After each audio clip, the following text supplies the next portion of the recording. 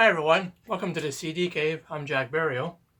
On Sunday I was listening to music pretty much all day, and I noticed that a lot of the CDs I was listening to from the same band had different singers. So then I started looking through my collection, and I came up with quite a few bands that changed singers along the way of their discography. So that's what I'm going to do today. I decided to pick 10 bands and show two of the back-to-back albums that they put out when they cross over with a different singer. And so it was difficult to pick 10 because there's so many good bands out there that change singers along the way. But I picked 10. 10 of my favorite bands. So that's what I'll be showing today. So it'll be 20 albums all together. And so I hope you'll enjoy the video. I'd like to thank all the new subscribers to my channel. I really appreciate it. And if you are new to my channel, don't forget to hit subscribe, like, leave a comment down below. All those things help my channel grow, and I really appreciate it.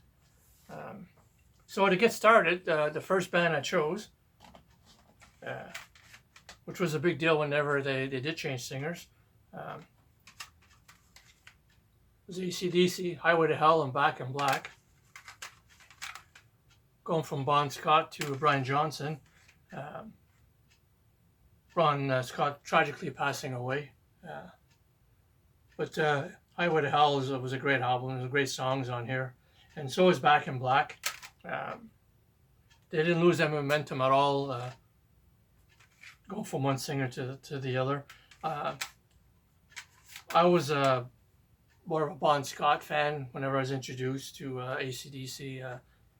That's who his lead singer was. But I do enjoy Brian Johnson too. I like both singers. I have a hard time picking one over the other. And I also like the material from both singers. But two great albums there, AC/DC. The next back-to-back albums I picked was Kansas, Audio Vision, and Vinyl Confessions. Audio Vision featuring Steve Walsh, which would be his last album with Kansas until he would return a few albums later. And Vinyl Confessions being the first album with John Elefante. He did two. He also did follow-up Drastic Measures. And then Steve Walsh would return. Both great albums. Audio Vision a little bit stronger than Vinyl Confessions.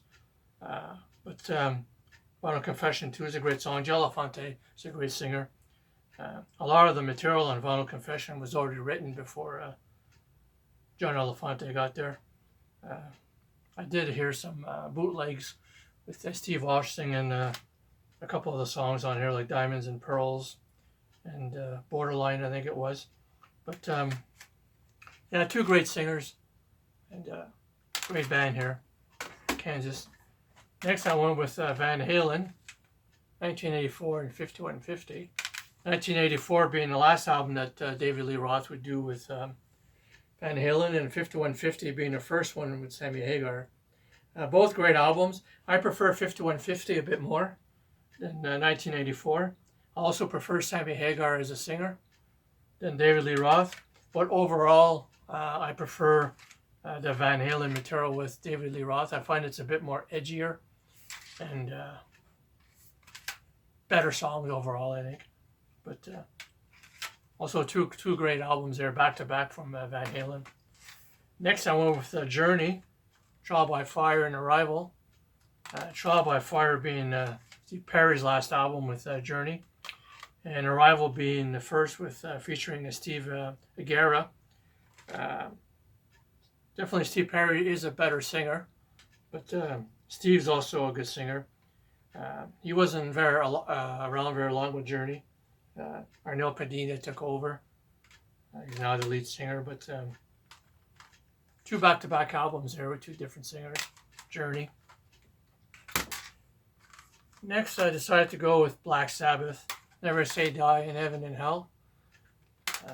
Never Say Die being Ozzy Osbourne's last album, Black Sabbath. For that time period anyways, he would return much later for reunions and do another album few years ago. And Heaven and Hell being Ronnie James Dio's first album with Black Sabbath, which he did 3. Yeah, Heaven and Hell, much better album. Probably one of their best, if not their best album, Black Sabbath. You can never go wrong with anything from Ronnie James Dio. Ian Gillan would come in after and do one album, Born Again, with Sabbath, and then Tony Martin would come around at the end and do quite a few albums of Black Sabbath. But these are 2 back-to-back great Sabbath albums. Never Say Die, a little bit underrated, but still good. Next I went with Marillion, Clutching at Straws and Season's End. Clutching at Straws being the last album that would feature Fish on vocals, and Season's End being the first album to feature Steve Hogarth on vocal. Both great singers. I do prefer Fish as a singer, and I do prefer his material, Marillion, a bit more. I also do like Fish's solo material. It took me a while to get used of Steve Hogarth on vocals, but I also like his material, and I like a lot of the new Marillion without Fish. But back-to-back Marillion, great stuff there. Next I went with Deep Purple, Who Do We Think We Are, and Burn. Who Do We Think We Are being Ian Gillan, last album with Deep Purple, up until he would return later. And then Burn being the first album featuring David Coverdale as the lead vocalist, and also Glenn Hughes does backing vocals and some vocals on the album too. Burn is definitely the much better album out of the 2. Who Do We Think We Are has some good songs, but overall not one of Deep Purple's best albums. And Burn is just the track Bird alone is worth the price of the CD alone. Yeah, this is a great album. And Ian Gillan would return to Deep Purple later on. And then David Coverdale will go on to form Whitesnake.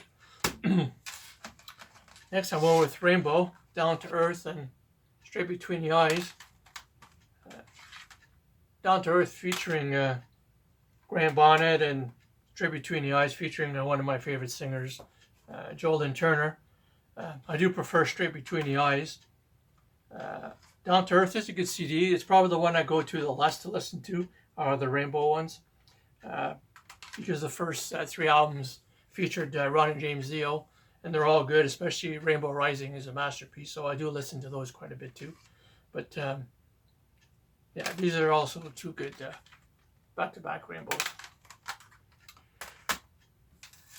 Next, I decided to go with Yes, Drama, and Tomatoes. Tomatoes being the last album that would feature John Anderson up until he would also return later. And Drama being the first album to feature Trevor Horn on vocals from the Buggles. And both good albums. Drama I find is a better album. Tomato has some good songs, but I find it's kind of like a little bit all over the place. And Drama is all the songs on Drama are really, really great. Really proggy. The songs are one of the best Yes songs you'll find in her catalog. Will be on this album. Yeah, 2 great albums here again. Yes. And for my last choice, surprised I was able to find just 10, but I did, and with Genesis. The Lamb Lies Down on Broadway and Trick of the Tail. The Lamb being Peter Gabriel's last album with Genesis, and Trick of the Tail being the first album without Peter Gabriel and with Phil Collins taking over on vocals. Both good albums. The Lamb Lies Down on Broadway is a double CD, so it's a little bit harder to listen to than Trick of the Tail. Trick of the Tail, all the songs are great on here. And it did prove that they could go on without Peter Gabriel, although I find in the 80s they got a little poppy and got away from the prog a little bit. So their style was a little bit different. I prefer the Peter Gabriel albums over the Phil Collins one, but Trick of the Tail is a great, great album. And they're both good albums, Genesis. So that's my 10 10 of my favorite bands that put out back-to-back albums with 2 different lead singers.